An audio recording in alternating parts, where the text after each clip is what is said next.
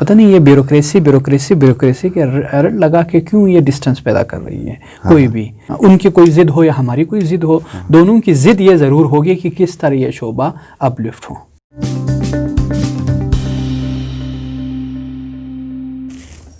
السلام علیکم. آئی backs media net work میں خوش آمدید. میں ہوں شبیر میر.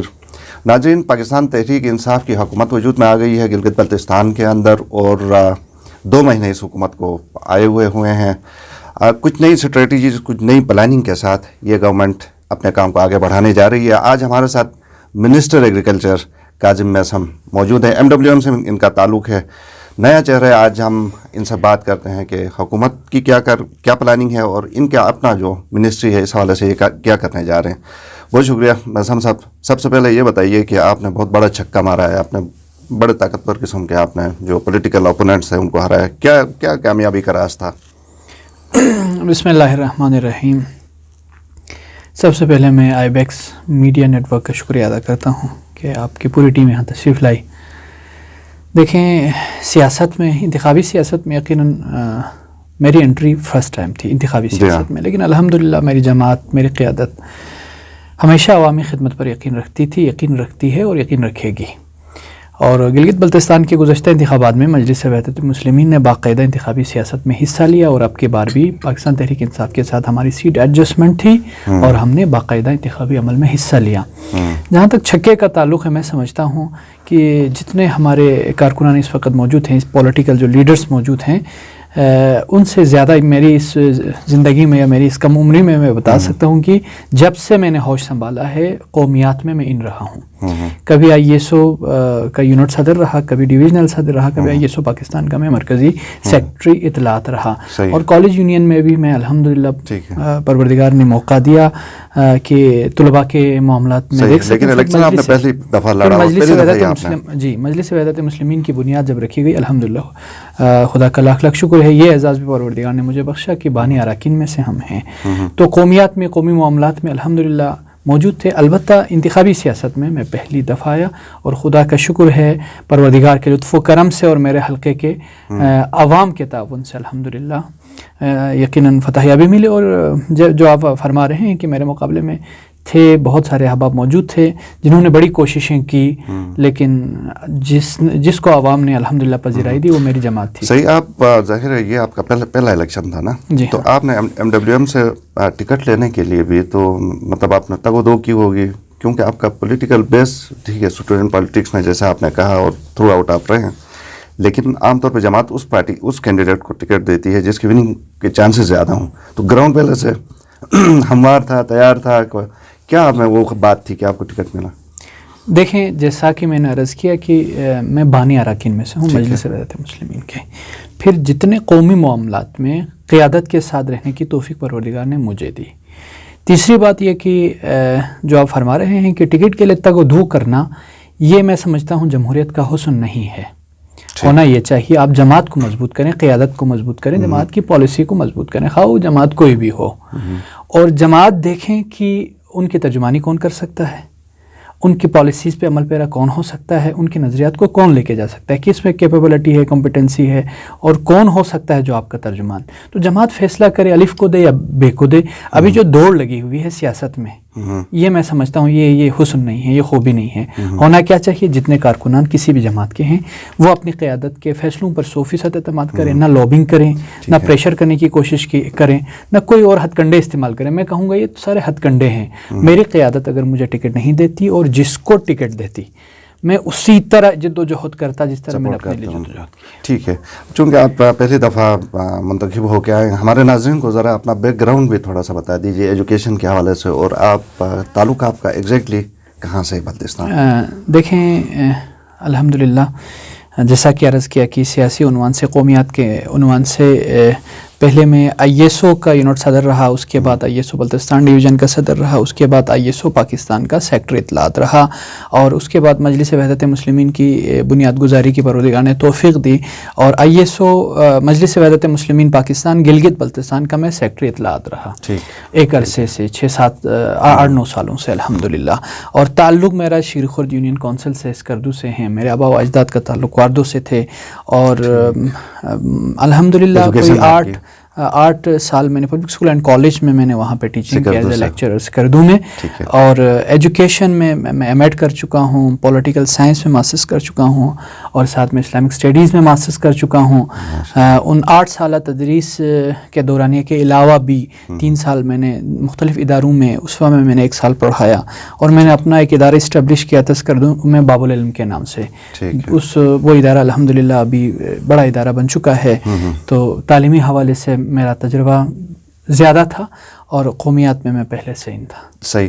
اب MWM کا آپ ظاہر ہے بڑا مرکزی حصہ ہیں، تو کنٹینیو کریں گے اپنا اس سے پہلے ایک چیز میں آپ کو یہ بھی شیئر کرتا چلوں کہ تعلیم و تدریس کے علاوہ صحافت سے بھی میں، جیسا کہ میں نے آپ سے عرض کیا تھا، یہ بہت بڑا پوائنٹ ہم مس کر رہے تھے، صحافی بیٹھ کے آپ نے 8 سال کا آپ کا جو الحمدللہ 8 سال میں نے اسلام ٹائمز میں گلگت بلتستان سے نمائندگی کی، اور اس کے علاوہ بھی چند جو ہمارے روزنامے ہیں جس میں سلام وغیرہ ہے، روزنامہ سلام گلگت بلتستان، اور K2 میں بھی بعض اوقات کالم نگاری کرنے کی مجھے موقع ملا ہے۔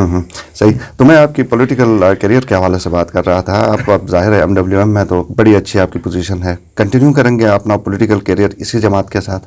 یقیناً یقیناً۔ ٹھیک ہے۔ نئی گورنمنٹ کو آپ کیسے دیکھتے ہیں؟ آپ کی گورنمنٹ آئی ہے، ظاہر ہے آپ کی کولیشن میں ہے، لیکن کیسا آپ دیکھتے ہیں؟ دیکھیں 3-4 بنیادیں، خود کولیشن کے حوالے سے اگر آپ بات کریں تو وہ 3-4 بنیادیں ہیں جس کی وجہ سے مجلس وحدت مسلمین نے پاکستان تحریک انصاف کا ساتھ دیا۔ پہلی بنیاد تو یہ تھی کہ یہ ایک دینی ریاست ہے، اسلامی ریاست ہے، لا الہ الا اللہ کی بنیاد پر یہ ریاست بنی ہے۔ اس ریاست میں جتنی پولیٹیکل پارٹیز آئی، انہوں نے کبھی ریاست مدینہ کی بات کرنے کی توفیق نہیں ہوئی، اور انہوں نے یہ نعرہ لگایا۔ اب یہ سوال اپنی جگہ پہ موجود ہے کہ کیا اس نعرے پہ عمل ہو سکا ہے، ہو سکتا یا ہو نہیں سکتا، لیکن خود اس نظریے کو آن کرنا، روح پاکستان کے مطابق جدوجہد کے لیے بیانیہ بنانا، یہ خود سے ایک بہت اچھا کام ہے۔ اقبال و جناح کے پاکستان کے لیے ایفرٹ کرنا، یہ ایک اچھا نعرہ تھا۔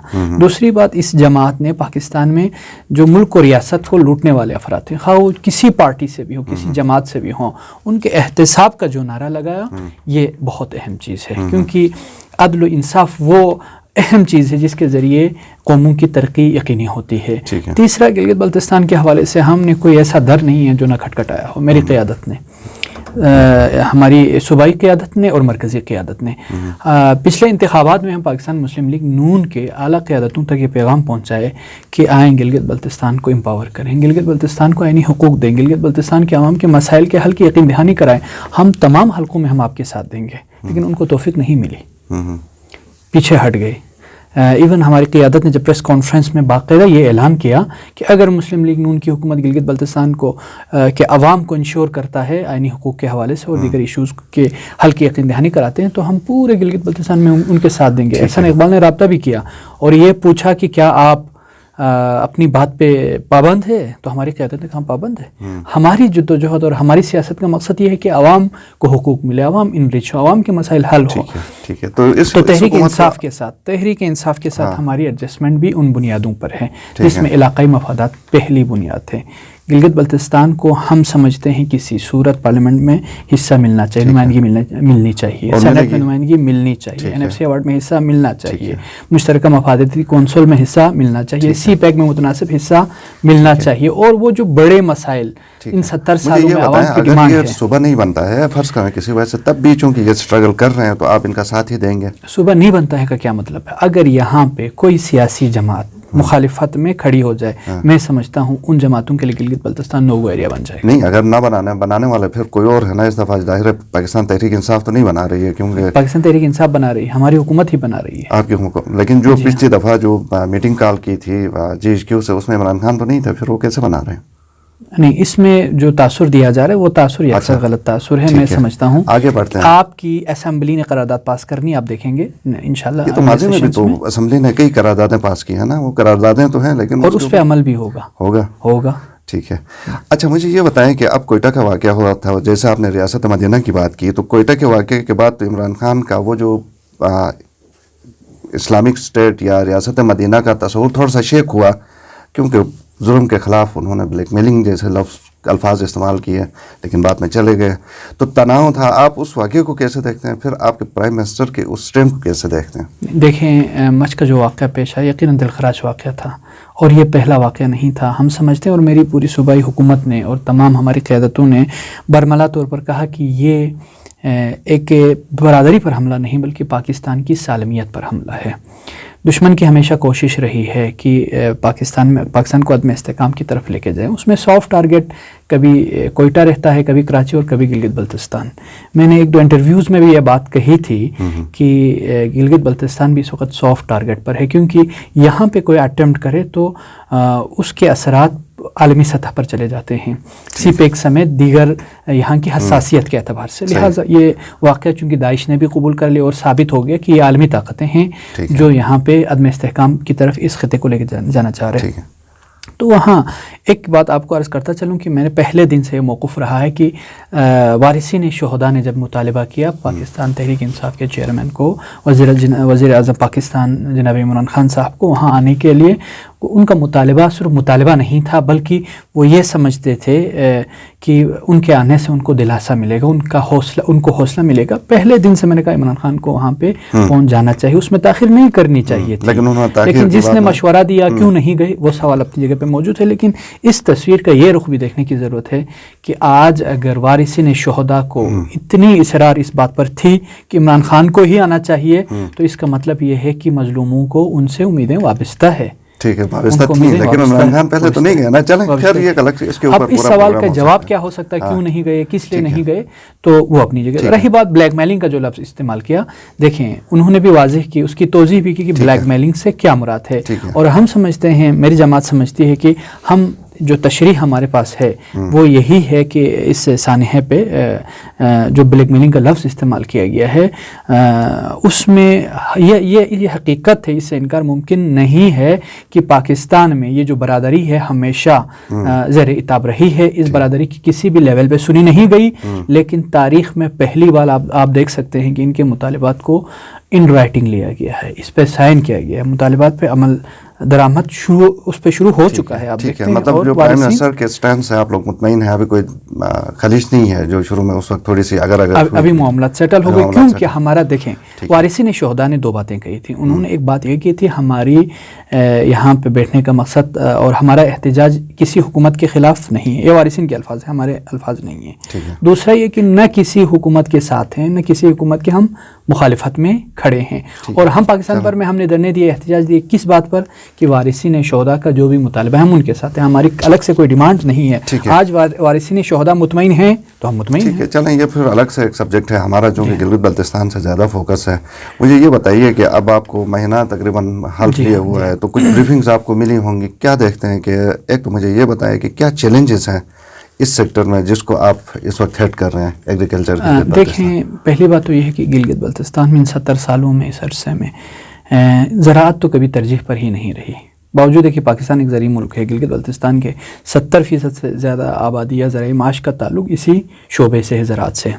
اس کے باوجود ترجیح اول کے طور پر اس شعبے کو نہیں لیا گیا، نہیں دیکھا گیا، جس کے نتیجے میں خطے میں جو ہماری اکانومی ہے وہ خراب اسی لیے ہوتی جا رہی ہے۔ اکانومی کو بوسٹ کرنے کے لیے، خاص کر انرچ کرنے کے لیے، خود انحصاری کی طرف اس خطے کو لے جانے کے لیے، جب تک اس شعبے کو ہم بوسٹ نہیں کریں گے، اس پہ کام نہیں کریں گے، ترجیح اول پہ نہیں ہوگا، تب تک یہ خطہ معاشی طور پر مستحکم ہو ہی نہیں سکتا۔ مثلاً ایک مثال میں اگر یہاں پہ آپ کو عرض کرتا چلوں کہ آپ اس وقت گلگت بلتستان کے عوام انڈا بھی منسرا اور نیچے سوات سے خریدتے ہیں، یعنی اس کا مطلب یہ ہے کہ آپ اتنے وہ ہیں دوسروں پر منحصر ہیں کہ آپ وہاں روز ضروریات کی چیزیں بھی آپ پہ پیدا نہیں کر سکتے۔ تو یہ بھی کہا جاتا ہے جو پیپلز پارٹی جو سبسیڈائز گندم گلگت بلتستان کو دیتی ہے کہ ایک بڑی وجہ ہے کہ گلگت بلتستان کے لوگ ریلیکس بیٹھے ہیں، یہ کچھ کرتے نہیں ہیں، آپ اتفاق کرتے ہیں؟ نہیں، یہ بات دیکھیں سبسڈی کے حوالے سے میں سمجھتا ہوں گندم واحد چیز ہے جو اشرافیوں سے زیادہ غریب عوام تک پہنچتی ہے، واحد چیز ہے جس سبسڈی کا فائدہ عام عوام تک مثلا جہاز پہ آپ سبسڈی دے دیں، جہاز میں کس نے جانا ہے؟ سڑکوں پہ اگر فرض کریں آپ انویسٹمنٹ کرتی ہے آپ کی گورنمنٹ، اس پہ گاڑی کس نے چلانی ہے؟ یہ سبسڈی، گندم سبسڈی واحد چیز ہے جس کے فائدے عام عوام تک اور غریب عوام تک پہنچتے ہیں۔ تو انشاءاللہ میں جیسا کہ عرض کیا گیا، سب سے بڑا مسئلہ یہ ہے کہ ترجیح اول کے طور پر زراعت نہیں ہے، دوسری بات یہ کہ ابھی تک زرعی پالیسی نہیں بن سکی ہے، اور تیسری بات اس وقت دنیا کہاں پہنچی ہوئی زرعی میدان میں، جدید ٹیکنالوجی نہیں ہے، جدید تحقیق پہ کام نہیں ہے اس ادارے پہ، تو انشاءاللہ ہماری یہ ترجیح اول پہ یہ ہے کہ پہلے تو ہم پوٹینشلز کو ایریاز کو ہم ایڈریس کریں گے کہ کیا کیا پوٹینشلز ہیں، اور بے تحاشا پوٹینشلز ہے، آپ کو پتہ ہے، جس میں فروٹس کے حوالے سے، کراپس کے حوالے سے اور دیگر چیزوں کے حوالے سے بڑے مواقع موجود ہیں، اور جو پروڈکشن جو کراپنگ یہاں پر ہوتی ہے وہ تو دنیا میں کہیں نہیں ہوتی، وہ میں دعویٰ نہیں کر رہا ہوں، بلکہ اسٹیٹکس آپ اٹھا کے دیکھیں، اس وقت آپ خوبانی کو اٹھا کے دیکھیں کہ پاکستان 6th ایپریکاٹ پروڈیوسنگ کنٹری ہے دنیا میں، اور آپ کی ایپریکاٹ 80% GB سے پوری ہوتی ہے، اس میں سے آپ کی ایپریکاٹ کی کوالٹی ہے، نیوٹریشن ہے، کلر ہے، وہ ترکی کی خوبانی سے کئی درجہ بہتر ہے، جبکہ ترکی دنیا میں پہلی نمبر ٹھیک ہے. آپ اوورال پالیسی بنائیں گے، اس کے اندر آئیڈینٹیفائی کریں گے کہ پوٹینشیل ایریاز کیا ہے، اور اس پہ انشاءاللہ خود اسٹیٹ کی طرف سے بھی اور پھر انویسٹرز کو بھی ہم لائیں گے، چھوٹی کمپنیوں کو بھی ہم وہاں پہ انویسٹمنٹ کے لیے لے کے آئیں گے، اور پھر کوشش یہ کریں گے جتنی ہمارے پاس وہاں پہ ویسٹیج میں بہت زیادہ ہماری چیزیں جاتی ہیں، جس میں فروٹس میں بالخصوص ان کی پروسیسنگ کے لیے پھر ان کی سرٹیفکیشن کا بھی تو کوئی ادارہ نہیں ہے، سرٹیفائڈ ہوں، پھر ان کی پراپر پروسیسنگ ہو جدید تحقیقاتی بنیادوں پہ، پھر ان کی انٹرنیشنل مارکیٹ تک رسائی ہو. اس کے ساتھ ساتھ جو ارننگ کا ذریعہ ہے وہ یہ ہے، دنیا میں اس وقت ایگرو ٹوریزم پہ بہت زیادہ فوکسڈ ہیں پوری دنیا، اور دنیا اس کے ساتھ جو سب سے اہم بات ہے ایگریکلچر میں اس وقت آرگینک جو فروٹس ہیں، آرگینک کراپس ہیں، آرگینک ویجیٹیبلس ہیں، وہ ہمارے ہاں پیدا تو ہوتی ہے لیکن دنیا کو نہیں پتہ، اور اس کی پروسیسنگ وغیرہ نہیں. آپ نے جب منسٹری سنبھال لی ہے تو آپ کو کچھ بتایا گیا کہ جو پچھلی حکومتیں تھیں انہوں نے کیسا پرفارم کیا تھا، اس کوئی توجہ دی تھی کہ نہیں، انہوں نے کہا چھوڑا؟ نہیں، پچھلی حکومتوں نے کیا کیا وہ آپ کے سامنے، ہیلتھ کے میدان میں کیا کیا ہے، ایجوکیشن کے میدان میں کیا کیا ہے. ایگریکلچر کے میدان میں جیسا کہ میں نے عرض کیا ابھی تک پالیسی نہیں بن سکی ہے. ایگریکلچر کے بہت زیادہ مسائل ابھی تک پینڈنگ پڑے ہوئے ہیں. 30-40 سالوں میں ایز سچ کوئی پروگریس نہیں ہوئی جو ہونی چاہیے تھی، یعنی ان کوانٹٹی وائز بھی کوالٹی وائز بھی. مثلاً ایگریکلچر کی فیلڈ 50 سال پہلے اگر آپ کے پاس 500 کنال ہے تو آج بھی 500 کنال ہے، اس کا مطلب یہ ہم نے اس کو انریچ کرنے کے لیے کبھی کوئی کوشش ایفرٹ کی نہیں ہے. پھر اس وقت جو سب سے بڑا پروجیکٹ ہمارا چل رہا ہے جس کے نتیجے میں عوام کو سب سے زیادہ فائدہ ملے گا، وہ بلین ٹری سونامی میں کوئی 13,80,000 پھلدار درخت ہم انشاءاللہ اس سال گلگت بلتستان کے عوام کو دے رہے ہیں. اور ایگریکلچر کے حوالے سے یہ بھی ایشو لگا رہے ہیں، یہ کیا ہے جی عوام کو دے رہے ہیں، عوام لگائیں گے، عوام کس طرح اس کو انشور کریں گے کہ 13 لاکھ یا جتنا آپ دے رہے ہیں؟ اس کی کوشش یہ ہوگی ایک تو ہم ڈسٹرکٹ وائز اس کی پراپر ڈسٹریبیوشن کریں گے، ڈسٹریبیوشن کرنے کے بعد متعلقہ جن بندوں تک ہم پہنچا دیں گے وہاں فیلڈ تک انشاءاللہ ہماری مانیٹرنگ ہوگی کہ کتنے درخت کامیاب ہوئے، کتنے درخت کامیاب نہیں ہوئے. ایک درخت کے ہم پیچھا کریں گے، اور پوری مانیٹرنگ کا ہمارا پورا ادارہ موجود ہے، پورا سیٹ اپ موجود ہے، ایک سلسلہ موجود ہے. ایسا نہیں عوام کو دے دے، عوام اٹھائے لے جائے، جلائے رکھے، ایسا ہرگز نہیں ہوگا. البتہ اس زراعت کے ساتھ ایک ایشو یہ آ رہا ہے، وہ انویزیبل کچھ چیزیں، مثلاً آپ عوام کو جتنی فیسلٹیز دیتے ہیں وہ ویزیبل نہیں ہوتی. اب تک کتنے لاکھ درخت دے چکے ہوں گے، گننے کون جائے اور بتائے کون؟ تو یہ وہ آفات ہیں جسے ہم کہہ سکتے ہیں کہ پروگریس تو ہے، اچھا کام تو ہے، لیکن انویزیبل ہے.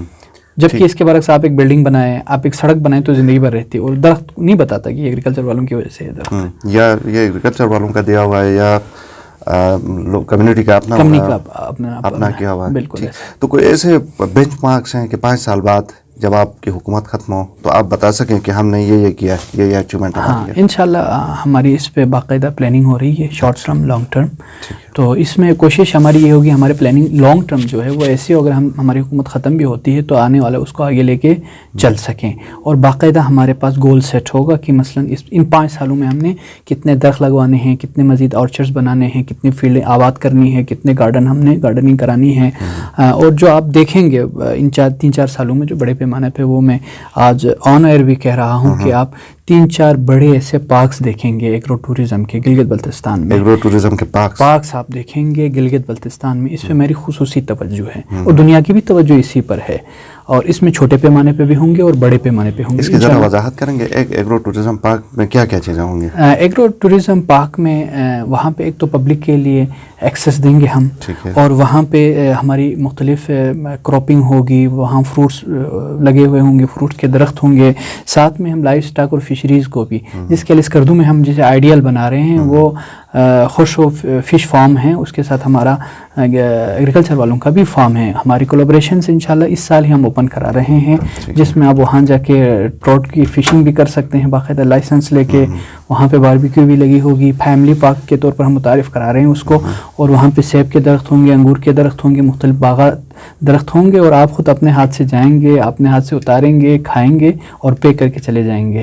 تو اس کے نتیجے میں اس کی ایکسپینشن بھی آسانی سے ہو جائے گی, ارننگ بھی ہو جائے گی. اور پھر ایک انٹرٹینمنٹ کے لیے اس وقت دیکھیں گلگت بلتستان میں کوئی مناسب جگہ ہے ہی نہیں ہے جو نیچرل ہو, تو یہ یقینی بنائیں گے. ٹھیک ہے, یہ آئیڈینٹیفائڈ ہے ویسے کہ گلگت میں ہوگا, بلتستان گلگت بلتستان بھر میں ہم ابھی ٹاسکنگ کی ہوئی ہے, جہاں جہاں فیزیبل ہوں گے وہاں ہم انشاءاللہ. ٹھیک ہے, آخری سوال مجھے یہ بتائیے, ہمارے گلگت بلتستان میں اکثر منسٹرز کو یہ شکایت رہتی ہے کہ جو بیوروکریسی ہے وہ تعاون نہیں کرتی ہے, بات نہیں مانتی ہے, تو آپ انشور کریں گے کہ آپ کی بات مانی جائے گی؟